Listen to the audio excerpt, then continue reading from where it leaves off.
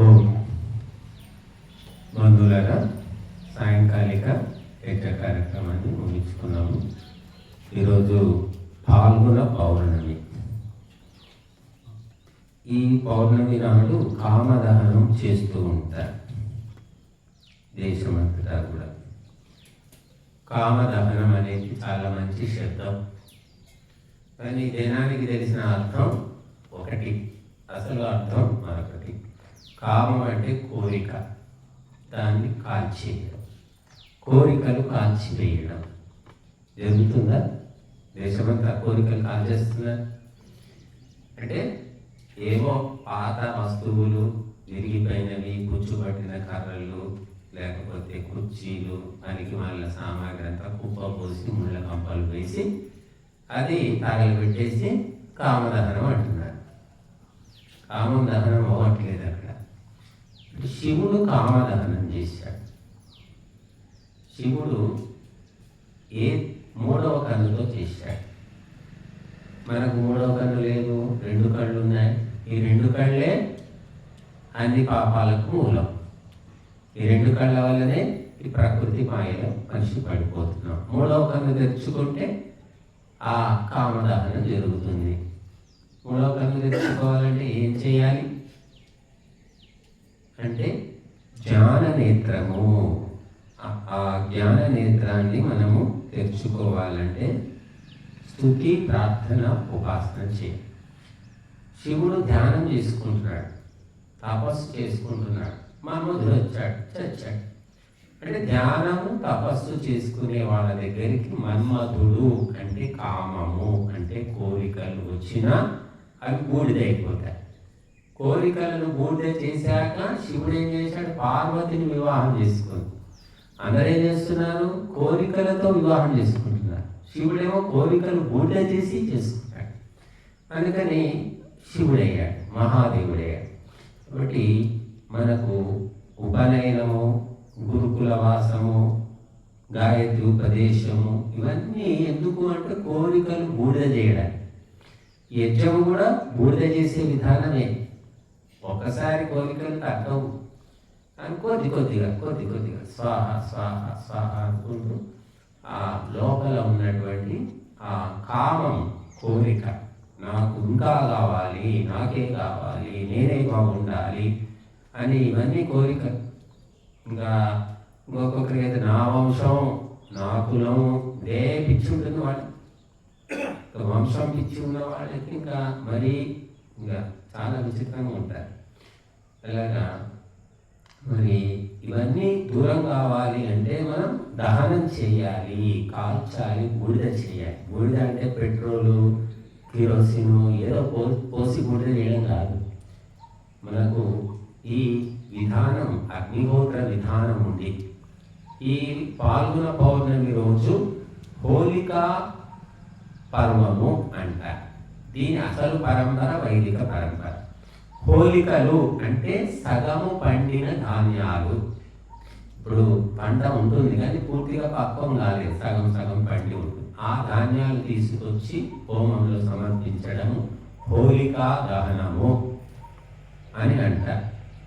ఈ దహనము చేశాక అందరూ రంగులు రుద్దుకునేవాళ్ళు, రంగులు చల్లుకునేవాళ్ళు. ఏం రంగులు? ఇప్పుడున్నటువంటి రసాయన పదార్థాలు కాదు, కెమికల్స్ చల్లుకుంటున్నారు. ఒంటి మీద దద్దులు వస్తున్నాయి, చర్మ రోగాలు వస్తున్నాయి, ఎలర్జీలు వస్తున్నాయి. మరి ఎంతోమందికి రంగు నెల 2 నెలలు అయితే కానీ పోదు, రోజు కొద్దిగా పోదు. అంత తీవ్రంగా ఉంటాయి ఆ రంగులు. ఆ రంగులు రుద్దుకున్నప్పుడు చర్మ రంధ్రాల ద్వారా మన రక్తంలోకి ఇంగుతుంది. ఇప్పుడు మనం పూసుకునే రంగులు నాశనానికి తప్ప బాగు చేసేవిగా.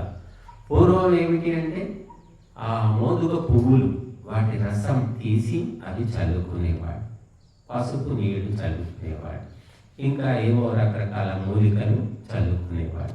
వాటి ఆ రసము మన ఒంటిలోకి ఇంకితే మనకు మంచి జరుగుతుంది కానీ చెడు జరగదు. అటువంటి మంచి పరంపర పోయింది. మరి భయంకరమైనటువంటి రంగులు రుద్దుకుంటున్నారు నెత్తికి, జుట్టుకు. కొందరైతే ఇలాగా దయ్యాలు, పిశాచాలాగా తయారవుతారు. వాళ్ళు ఎవరో మనం గుర్తుపట్టలేదు. బయటికి రా అని వస్తాడు. ఎవడి అంటే వాడు ఎవడో సుధాకరో రాజో రాజనీషో ఎవడో ఉంటాడు. మనం గుర్తుపట్టాం. అలాగా రంగులు పూసుకొని వస్తారు, దయ్యాల గుంపులాగా వస్తూ ఉంటారు. కొంతమంది కోడిగుడ్లు తీసి నెత్తి మీద కొడతారు, కోడిగుడ్లు మొత్తం. కొంతమంది బురద తీసి రుద్దుతారు.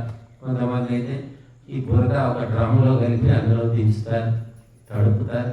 అంతా తలకు ఎలాంటి చెత్త ఆలోచనలు వస్తే అవన్నీ చేస్తూ పోతున్నారు హిందువులే. ఎందుకంటే వాళ్ళకి శాస్త్రం లేదు. శాస్త్రం లేనప్పుడు ఏమైనా చేసుకో. శాస్త్రం లేదంటే ఉంది, చెప్పేవాడు లేడు, చెప్తే వినేవాడు కూడా లేడు.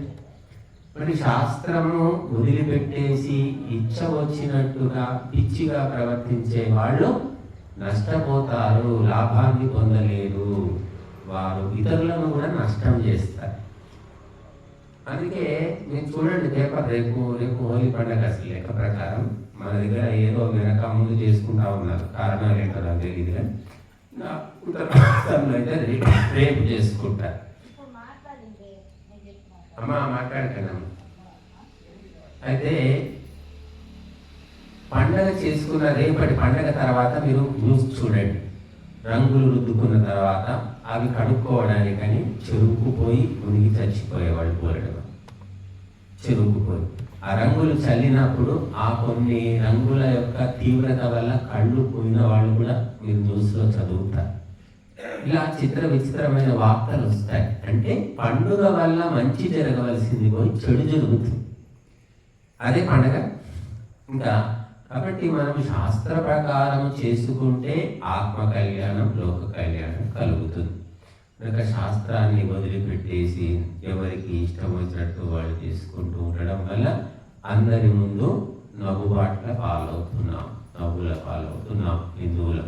కాబట్టి ఎప్పుడు నువ్వు కామము దహనం చేస్తావో అప్పుడే రంగులు పూసుకోవాలి, లేకపోతే రంగులు పూసుకోవడానికి వీలు లేదు. కానీ మనం కామము దహనము చేయకముందే రంగులు పూసుకుంటున్నాం. కామము, క్రోధము, లోభము, మోహము, మదము, మాత్సర్యం ఇవన్నీ రంగులే. ఇవన్నీ రుద్దుకుంటున్నాం. రుద్దుకున్నప్పుడు బాగానే ఉంటుంది, వదిలించుకోవాలంటేనే కష్టం. బట్టకు రంగు వేయడం తేలిక, బట్టకు పట్టిన రంగును గీయాలంటే ఉడకబెట్టాలి, ఉడకాలి. ఎన్నిసార్లు చేస్తే పోతుందా అంటే ఉంటుంది, మళ్ళీ పలుచగా ఉంటూనే ఉంటుంది. ఎన్ని ఉతుకులకు పోతున్నాయో ఎవరు చెప్పలేదు. లాగా ఈ జన్మ కాకుండా జన్మల నుంచి రంగులు పూసుకుంటూ వచ్చాం. మసి బట్టలాగా అయిపోయింది ఈ జీవాత్మ. ఆ రంగులు కడుక్కోవడమే లేదు. ఏ జన్మలో కడుక్కున్నామని కడుక్కునేడానికి విధానము తెలియదు. తన్మే మనః శివ సంకల్పమస్తు. నా మనస్సు శుభ సంకల్పాలు కలది కావాలి. నీ మనస్సులో శివుడు పరమాత్మ సంకల్పాలు, శుభ సంకల్పాలు ఎప్పుడు వస్తాయో కామము అప్పుడు బూడిదవుతుంది. ఈ అగ్ని మనం మండిస్తున్నాం, కాసేపు అయితే ఆరిపోతుంది. ఆ అగ్ని మెల్లిమెల్లిగా నీ మనస్సులోకి ఎక్కి నీ మనస్సులో మండినప్పుడు నీ మనస్సులో ఉన్న కామము బూడిదవుతుంది. అది బూడిదైనప్పుడు నీవు శివుడివి అవుతావు. కనుక ఈ అగ్ని ప్రతి క్షణము ప్రతిరోజు సూక్ష్మ రూపంలో మెల్లిమెల్లిగా మన శ్రద్ధను బట్టి మన లోపల ప్రవహిస్తూ ఉంది. చివరికి ఏమవుతాడు? స్వయంగా అగ్నిస్వరూపం అయిపోతాడు. ఎప్పుడైతే అగ్నిస్వరూపం అవుతావో అప్పుడు స్వార్థము, లోభము అనేవి ఉండవు. దేవతగా మారుతారు, అగ్నిపుత్రులు అంటారు. కాబట్టి ఈ అగ్ని ఆరిపోతుంది అనుకుంటున్నాం మనం, కానీ ఇది ఆరిపోదు. మెల్లిమెల్లిగా మన లోపలికి ప్రవేశిస్తుంది. ఆ ప్రవేశించిన కొద్దీ మెల్లిమెల్లిగా కామము తగ్గిపోతుంది. ఇది కావాలి, అది కావాలి, ఇది లేదు, అది తక్కువైంది, ఇది తక్కువైంది, వాడుకున్నది, వీడుకున్నది, నాకు లేదు. ఇలాగా జీవితం అంతా ఏడుస్తూనే ఉంటాం. ఉంటే మళ్ళీ బాధలు, మళ్ళీ ఉంటే కూడా బాధలు ఉంటాయి. లేకపోతే ఒక రకం బాధలు, ఉంటే ఇంకో రకం బాధలు. ఈ రకంగా రెండు రకాల బాధలు మనము చూస్తూ ఉన్నాం ప్రపంచంలో. కాబట్టి కామదహనము చేసిన తర్వాతనే రంగులు పూసుకోవాలి. కానీ ఆ రంగులు కడిగితే పోయే రంగులై ఉండాలి, పట్టుకునే రంగులు కాదు. కనుక దేశమంతా కూడా అసలైన కాన్సెప్ట్. పండగ పరమార్థం అనేది తెలియకుండా గుడ్డిగా ఏదో చేసుకుంటూ పోతూ ఉన్నారు. పాత సామాన్లని తగలబెడుతున్నారు. సరే, పాత సామాన్లు తగలబెడుతున్నావు, కానీ నీ మనసులో ఉన్న పాత ఆలోచనలు, పాత లక్షణాలు, పాత గుణాలు, పాత అలవాట్లు తగలబెడుతున్నావా? లేదు. ఎందుకు తగలబెట్టాలి మరి పాతలన్నీ? వసంత ఋతువు వస్తుంది, ఇంకా 15 రోజులైతే ఉగాది పండుగ, కొత్త సంవత్సరానికి సన్నద్ధం కావాలి. ప్రపంచమంతా మారుతుంది, చెట్లన్నీ ఆకులు రాలిపోతున్నాయి, కొత్త చిగుళ్ళు, కొత్త పువ్వులు, కొత్త ఇగుళ్ళు అన్నీ వస్తున్నాయి. నీలో ఏ మార్పు వస్తుంది? ఏమీ లేదు. పాత సామాన్లు తగలబెట్టడం ఒకటి నేర్చుకున్నాం. అదే పాత మొహం, అదే పాత శరీరం, అదే పాత అలవాట్లు, అవే పాత తిట్లు. అంటే కొత్త తిట్లు నేర్చుకోమంటారా? అది కానీ అవే తిట్లు ఇంకేమున్నాయి?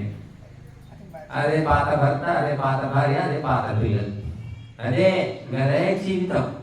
అన్ని పాతవైనా ఆలోచన కొత్తది కావాలి, నిత్య నూతనం. సూర్యుడు ఎంత పాతవాడు, చంద్రుడు ఎంత పాత. చూడండి, రోజు సూర్యోదయం రోజుకు ఒక మేకప్ చేసుకొని వస్తాడు సూర్యుడు. ఈ రోజు కనబడ్డట్టు సాయంత్రం ఉన్నాడు, సాయంత్రం ఉన్నట్టు మరి పొద్దున ఉన్నాడు. ఎక్కడ పోయినా ఒక్కొక్క దేశంలో ఒక్కొక్క రకంగా సూర్యుడు కనిపిస్తాడు. ఇన్ని రకాల రంగులు తీర్చిదిద్దుకొని వస్తున్నాడు సూర్యుడు. మనం ఏ రంగులు ఉన్నాయి? మనం ఏ మేకప్ చేసినా ఆ మేకప్ వేస్ట్ అయిపోతుంది. బట్టి ఆలోచనలు మనం మార్చుకోవాలి, తీర్చిదిద్దుకోవాలి, మంచిని తెలుసుకొని మంచిని స్వీకరించి చెడును వదిలిపెట్టాలి, చెడును కాల్చేయాలి, మంచిని పట్టుకోవాలి. మీరంతా మార్కెట్కి వెళితే 1/4 కిలో వంకాయలు, 1/4 కిలో టమాటాలు, 1/4 కిలో బెండకాయల కోసం ఏం చేస్తారు? తాజా ఫ్రెష్ వెతుకుతారు. మళ్ళీ ఒక్కొక్కటి వెతికి చూస్తారు, కింద మీద తిప్పి చూస్తారు. 1/4 కిలో వంకాయ అది ఎలా ముదిరిపోయినాయా, లేతగా ఉన్నాయా, ఎలా ఉన్నాయి, అది 1/4 కిలో కోసం ఇంత ప్రయత్నం చేస్తారు. మరి మన జీవితం అంతా పుచ్చిపోయిన వంకాయలు, ముదిరిపోయిన బెండకాయలు, మన బతుకంతా అలాగే ఉంది. అది ఎందుకు మనం పరిశోధించి తాజా చేసుకోవడం లేదు, ఫ్రెష్గా ఎందుకు మార్చుకోవట్లేదు? అంటే మనిషి మనస్సు బహిర్ముఖంగా ఉంది, అంతర్ముఖంగా లేదు. నువ్వు బయటివన్నీ చూడగలుగుతావు. పక్కవాడిలో ఎన్ని లోటుపాట్లు ఉన్నాయి, పక్కవాడిలో ఎన్ని తప్పులు చేస్తాయి చెప్పగలుగుతాం. మన తప్పులు మనకు తెలిసి చావదు. ఎందుకంటే మనస్సు బహిర్ముఖంగా ఉందట. అంతర్ముఖం అయితే అసలు ఏ బాధ లేదు. వాడి మీద వీడి మీద చెప్పుకునేది ఉండదు, పట్టించుకునేది ఉండదు, గుర్తు కూడా ఉండదు. తన గురించి తాను ఆత్మ అన్వేషణలో ఉంటాడు. కాబట్టి బహిర్ముఖ వృత్తి ఉన్న వాళ్ళు ఎప్పుడూ కూడా వాడు వీడు అది వెతుకుతూ బయటనే చూస్తూ ఉంటారు. బయట పోలికలు వెతుకుతూ ఉంటారు. బట్టి మనసు అంతర్ముఖమైనప్పుడు అప్పుడు కామదహనం నీ లోపల ఉన్న ఆత్మ అనే అగ్నితోటి జరుగుతుంది. ఆ పరమాత్మ అనే అగ్ని లోపల ఈ ఆత్మ అనే అగ్నిని ఆహుతి చేసేస్తా, స్వయంగా అగ్ని స్వరూపంగా మారుతావు. అందుకోసమే మనం ప్రయత్నం చేయాలి. కాబట్టి ఈ కామదహనము పాల్గొన పౌర్ణమి మనకు విశేషమైన సందేశాన్ని ఇస్తూ ఉంది. ప్రతి పండుగలో సందేశం ఉంది. కామదహనం చేసిన తెల్లవారు జామున పండగ అవుతుంది, చేయకుండా పండగ చేయడానికి వీలు. కనుక దాన్ని అర్థం ఎలా చేసుకున్నారంటే ఇలా రకరకాలుగా అర్థం చేసుకున్నారు. కానీ శివుడి ఉదాహరణ మనము గమనిస్తే, శివుడు తపస్సు చేస్తుంటే కాములు వచ్చాయి. ఎవరికైనా అంతే, తపస్సు ధ్యానం చేస్తేనే అన్ని ఆటంకాలు వస్తాయి. మీరే తపస్సు చేయకండి, ఏ ఆటంకం ఉండదు, హాయిగా జీవితం సాగిపోతుంది. ధ్యానం అని కూర్చోగానే పిచ్చి పిచ్చి ఆలోచనలు, పిచ్చి పిచ్చి బొమ్మలు, పిచ్చి పిచ్చి రకాలు ఏమేమో కనబడుతూ ఉంటాయి దృశ్యాలు. మీరు ఉత్తిగా కూర్చుంటే ఏం కనిపిస్తుంది? మళ్ళీ ధ్యానం అనగానే స్టార్ట్, అంటే టెస్ట్ స్టార్ట్ అన్నమాట. ఆ టెస్టులు పాస్ అవుతుంటే monthly test, unit test, slip test, ఆ టెస్టు, 6 నెలల పరీక్షలు, సంవత్సరం పరీక్షలు అలా పెడుతూ పోతాడు భగవంతుడు. ఏమైనా కానీ ఏం కనబడితే నాకేముంది అని కదలకుండా కూర్చుంటే మెల్లిమెల్లిగా మార్పు వస్తూ ఉంటుంది. కాబట్టి మనము ఈ పండుగ రోజు అసలైన హెర్బల్ కలర్స్ అంటే ఆయుర్వేద రంగులు అవి పూసుకుంటే మంచిది, మిగతా అవి పూసుకోకపోవడం ఉత్తమం. చిన్నపిల్లలకు తెలియదు పాపం. చిన్నపిల్లలు చాలా లేతగా ఉంటారు, వాళ్ళ చర్మము కూడా చాలా సెన్సిటివ్గా ఉంటుంది. వాళ్ళకు రంగులు రుద్దితే చాలా రకాలుగా ఎలర్జీలు వస్తాయి, చర్మ రోగాలు వస్తాయి. కొంతమంది శాడిస్టులు ఏం చేస్తారంటే రంగుల లోపల యాసిడ్ కలిపి కూడా చల్లుతున్నారు. అటువంటి కేసులు కూడా మనం వింటూ ఉన్నాం. కాబట్టి ఎంత భ్రష్టు పట్టాలో అంత భ్రష్టు పట్టాడు మనిషి. కాబట్టి మనం పండుగ సమయాల లోపల జాగ్రత్తగా ఉండాలి. మాకైతే ఎందుకో తెలియదు కానీ చిన్నప్పటి నుంచి రంగుల పండుగ అంటే లోపల పోయి దాక్కునేవాడు. ఆ పూసుకోవడం కడుక్కోవడం నాకు ఇష్టంగా ఉండేది కాదు. ఎందుకు పూసుకోవాలి, ఎందుకు కడుక్కోవాలి అని ఆలోచన వస్తుండేది. కాబట్టి మనుషులు ఎందుకు పూసుకుంటున్నారో ఎందుకు కడుక్కుంటున్నారో తెలియదు, ఎందుకు చేసుకుంటున్నారో ఎందుకు వదిలేసుకుంటున్నారో తెలియదు. ఇలాగా రకరకాలుగా మనస్సు విచిత్రంగా మారుతూ ఉంటుంది. కాబట్టి పూసుకునేది మనమే, కడుక్కునేది మనమే, అయ్యో రంగు పోవట్లేదని బాధపడేది మనమే. కనుక మనము పండగల యొక్క అంతరార్థాలను తెలుసుకొని అనుసరిస్తే మన జీవితాలు ధన్యమవుతాయి అని చెప్తూ, ఈరోజు చంద్రగ్రహణం, చాలామంది గ్రహణాలు అనగానే ఏదో దయ్యాలు భూతాలు అన్నట్టు చాలామంది భయపడి వస్తున్నారు. ఎందుకంటే ఆ రకంగా భయపెడుతూ ఉన్నారు. వైదిక కర్మలకు సెలవు లేదు, గుర్తుపెట్టుకోండి. ఇప్పుడు మన వాళ్ళు ఏమిటంటే ఇంట్లో ఎవరైనా చచ్చిపోయారంటే దీపం పెట్టొద్దు, 10 రోజులు కాదు, సంవత్సరం కాదు, 6 నెలలు రకరకాలుగా చేస్తున్నారు. దీపం కూడా వెలిగించొద్దు, పూజ చేయొద్దు, గుడికి కూడా పోతాను చెప్తాడు. కొంతమంది అది ఫాలో అవుతూ ఉన్నారు, చాలామంది అవుతున్నట్టున్నారు. ఎందుకో వాళ్ళకి తెలియదు. పూజ అని చెప్పాడంటే నిజమే కావచ్చు అనుకుంటారు. ఎందుకంటే చరిత్ర తెలియట్లేదు. చరిత్ర తెలుసుకుంటే అందరి రంగులు బయటపడతాయి. అందరూ రామాయణం, భారతం సీరియల్ చూశారు, కథలు కూడా ఎంతో కొంత తెలుసు కదా. మహాభారత యుద్ధము 18 రోజులు జరిగింది. కొట్టుకు తెచ్చింది ఎవరు? కౌరవులు, పాండవులు. అంటే ఎవరు? వాళ్ళు అన్నదమ్ముల బిడ్డలు, దాయాదులు, పాలివాళ్ళు చచ్చిపోతే మృత అశౌచము ఉంటుందని అందరూ నమ్ముతారు. పాలివాళ్ళు చచ్చిపోతే అశుద్ధం అంటూ ముట్టు పాటిస్తారు. మరి వాళ్ళు 18 రోజులు బంధువులంతా చచ్చిపోతున్నారు, మరి అశౌచం ఎక్కడుంది? రోజు యుద్ధం చేస్తున్నారు, యుద్ధాలు ఆపేయలేదు. చదవండి భారతం. ఈ అశౌచాలన్నీ ఎప్పుడు వచ్చాయి?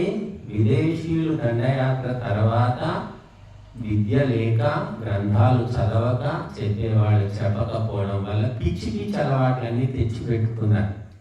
ఇదే శాస్త్రము, ఇదే ఆచారం అనుకొని రకరకాలుగా నష్టపోతున్నాము.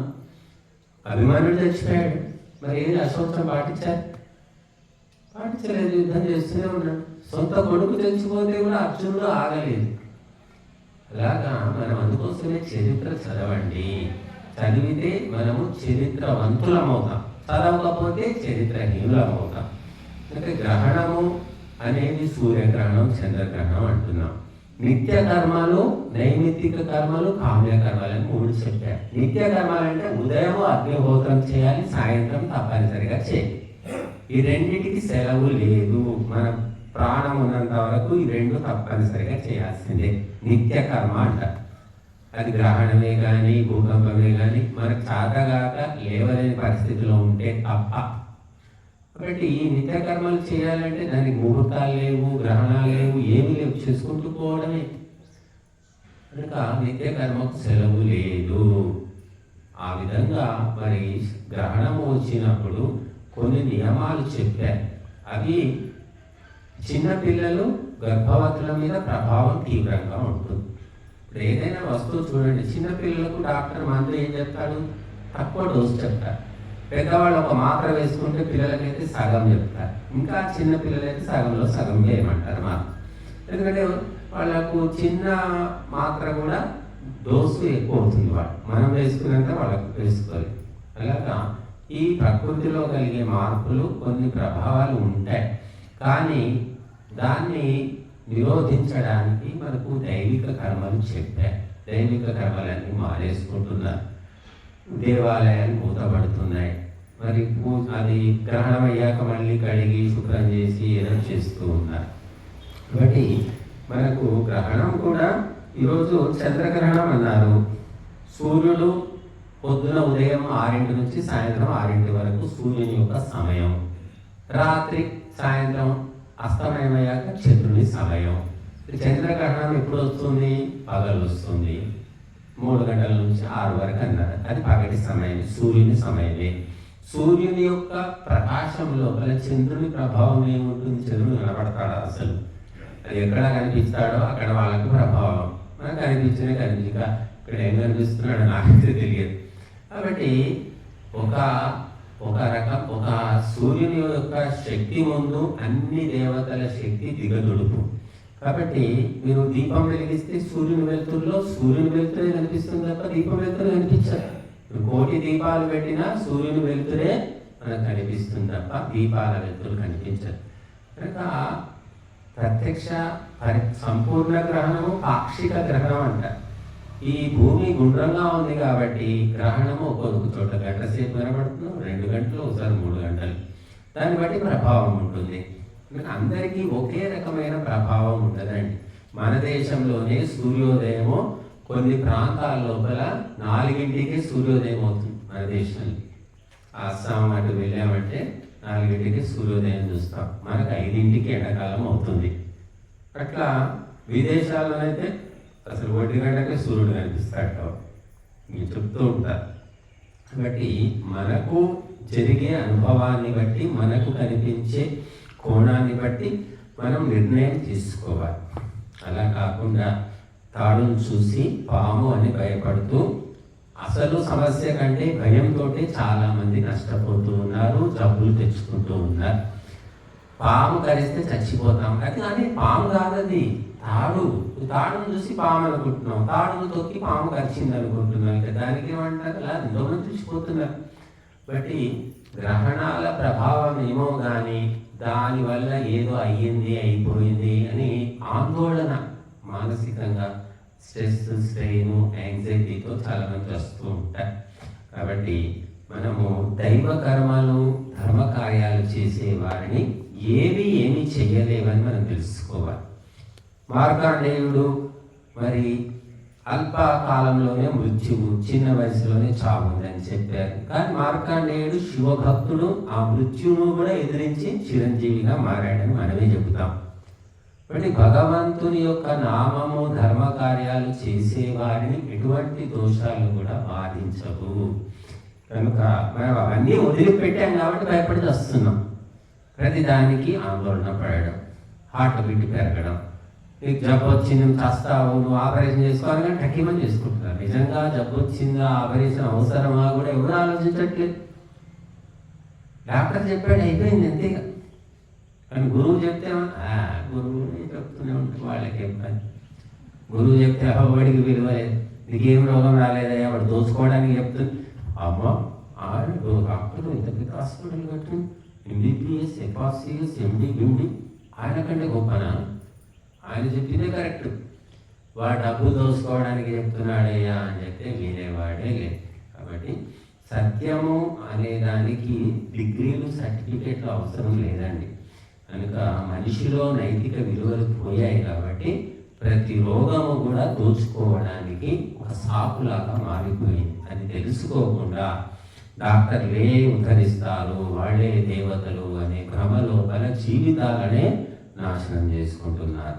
కాబట్టి మరి డాక్టర్ కంటే కూడా గురువులు సత్యము, ధర్మము, న్యాయము అనే మార్గంలో నడుస్తూ ఉంటారు. కాబట్టి వారు త్రైకాలికమైన సత్యాలను చెప్తారు. వాటిని మనం తెలుసుకొని వారి యొక్క సలహాలను గమనించుకోవాలి. ఎవరో చచ్చిపోమని చెప్పరు, రోగాలతో చావని ఎవరు చెప్తాం? నేను చాలామంది మా దగ్గరికి వస్తే వాళ్ళ పరిస్థితి చూసి ముదిరిపోయిందమ్మా, ఇప్పుడు ఏ మందులు పనిచేయము, ఇంకా వాడే మందులు వాడుకోండి అని కూడా 2 మందికి చెప్పాము. ఏ మందు పనిచేయాలన్నా దానికి ఒక సమయం అనేది ఉంటుంది. సమయం లేకుండా ఈ ఆయుర్వేదం ఎప్పుడు పడితే అప్పుడు ఏం పనిచేయదు. సప్త ధాతువులు శుద్ధి కావాలి, పథ్యం చేయాలి. ఏది చేయకుండా మందులు వాడు అని మేము చెప్పినా వాడి ఆ మందులు పనిచేయక ఏదో చెప్పారంటే మందులు పనిచేయట్లేదని వస్తాడు వాడు. అసలు ఎందుకు ఇవ్వడం అలాంటి వాళ్ళకి సలహాలు? ఇంకా శ్రద్ధాసక్తులు ఉన్నవారు మాత్రమే ఆయుర్వేద ఔషధాలను వాడగలుగుతారు, ఫలితాన్ని పొందగలుగుతారు. కనుక చంద్రగ్రహణము, సూర్యగ్రహణము అనేది ఆయా ఈ భూమి గుండ్రంగా ఉంది, ఒక్కొక్క ప్రాంతం ఒకవైపు పగలైతే ఒకవైపు రాత్రి జరుగుతూ ఉంటుంది. రకరకాల కారణాలు ఉంటాయి. కాబట్టి మనము తెలుసుకొని లోతుగా చదువుకొని మనము ఆలోచించి ముందడుగేయాలి తప్ప టీవీలో ప్రచారాలను నమ్మకూడదు. కనుక ఈరోజు చంద్రగ్రహణం అంటే 6:40 చంద్రగ్రహణం కూడా అయిపోయింది. మనకు చంద్రుడు రాకముందే చంద్రగ్రహణం అయిపోయింది. చూడండి ఎలా ఉంది, చెప్పడం బాగానే ఉంది, వినడం బాగానే. కాబట్టి మనము అందుకే ఎవరు ఎన్ని చెప్పినా మనము ఈ తెలివితో బుర్రతో ఆలోచించుకొని కొంచెం నడుచుకోవాలి. లేకపోతే గుంపులో గోవింద గొర్రెల మంద అన్నట్టుగా తయారవుతాం. మరి కరోనా టైంలో కూడా చాలామంది కరోనా అని చచ్చారు. ఫ్యామిలీస్ చచ్చిపోయారు. ఇప్పుడు హెచ్పివి టీకాలు అంటున్నారు. హెచ్పివి టీకాలు కూడా సైడ్ ఎఫెక్ట్స్ అని చెప్తున్నారు. జనాలకు తెలియదు, తీసుకుంటున్నారు, నష్టపోతారు. కాబట్టి మనము లోతుగా తెలుసుకొని ఈ కల్తీ యుగంలో మనం ముందుకు నడవాలి. లేకపోతే కుట్రలకు, కుతంత్రాలకు, మాఫియాలకు మనము బలైపోతాము. ఎవరికి తెలివి ఉండదో వాడు తొందరగా చేస్తాడు. చావుకు మన బుద్ధికి సంబంధం ఉంది. నీ బుద్ధి ఎంత తీవ్రంగా ఉంటుందో నీకు మృత్యువు ఆ రకంగా దూరంగా ఉంటుంది. నీ బుద్ధి మందగించిన కొద్దీ మృత్యువు దగ్గర అవుతుంది. చూడండి, చచ్చిపోయే పరిస్థితి, మంచం పట్టిన వ్యక్తి దగ్గరికి అతనికి ఏమవుతుంది? మంచం పట్టిన వాడికి గుర్తుపట్టలేడు, స్మృతి పోతుంది. అది నీ తమ్ముడు గుర్తుపట్టావే, తమ్ముడు చూడంట అని చూస్తుంది. కొంతమంది గుర్తుపడతాడు, కొంతమంది గుర్తుపట్టాడు. అరే నేను గుర్తుపట్టలేదు, ఈరోజు గుర్తుపట్టాడు అంటుంటారు. అంటే స్మృతి పోతూ ఉంటుంది. ఇక అంటే చచ్చిపోయే వాడి లక్షణం అది. కాబట్టి మన బుద్ధి ఎంత తీవ్రంగా ఉంటుందో అంత ఆయుష్ మనకు ఉంటుంది. బుద్ధి నాశ ప్రణశ్యతి. కాబట్టి బుద్ధిని కాపాడుకోవాలి. బుద్ధిని నాశనం చేసే పదార్థాలు తినకూడదు అని నేను చెప్తూ ఉంటా. సత్సంగం చేసుకోవాలి. అప్పుడు ఆ మృత్యువు కూడా దూరంగా వెళ్ళిపోతుంది. ఆయుష్ను మనం పెంచుకోవచ్చు. మరి నియమాలు పాటించకుండా ఆయుష్ తగ్గిపోతుంది. కాబట్టి మన ఆయుష్ మన చేతిలోనే ఎక్కువ మట్టుకు ఉంటుంది, ఎవరో కొంతమందికి తప్ప. కాబట్టి అందరూ కూడా మరి మహర్షులు, మహాత్ములు చెప్పినటువంటి నియమాలను పాటించుకొని ఆయురారోగ్యాలను పెంచుకొని ధర్మకార్యాలు చేస్తూ శాంతి సౌభాగ్యాలతో విలసిల్లాలి.